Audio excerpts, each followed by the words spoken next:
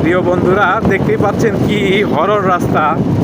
সিরাজগঞ্জের ভিতরেও যেরকম রাস্তা আছে। আরে বন্ধু, তুমি লাইট অফ করতেছো। দেখুন বন্ধুরা, আসলে অত্যন্ত প্রত্যন্ত একটি গ্রাম, একদম নদীর পাশে। এই পাশে বাঁধের উপর দিয়ে আমরা যাচ্ছি।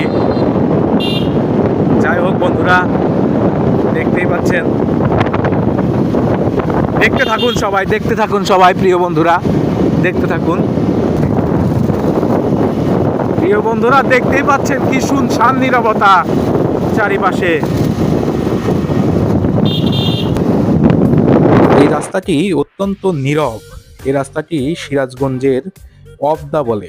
এটা হচ্ছে অবদা, কারণ হচ্ছে এই বাম পাশে আপনার, এই রাস্তার বাম পাশে হচ্ছে নদী, যমুনা নদী, এবং ডান পাশে কিছু লোকজনের বসতি আছে।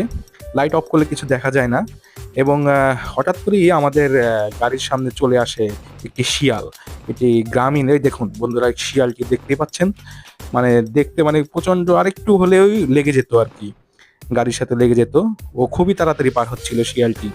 যাই হোক বন্ধুরা, এটি সিরাজগঞ্জের অবদা। খুবই সুন্দর একটি রাস্তা, দিনের বেলা খুবই সুন্দর লাগে।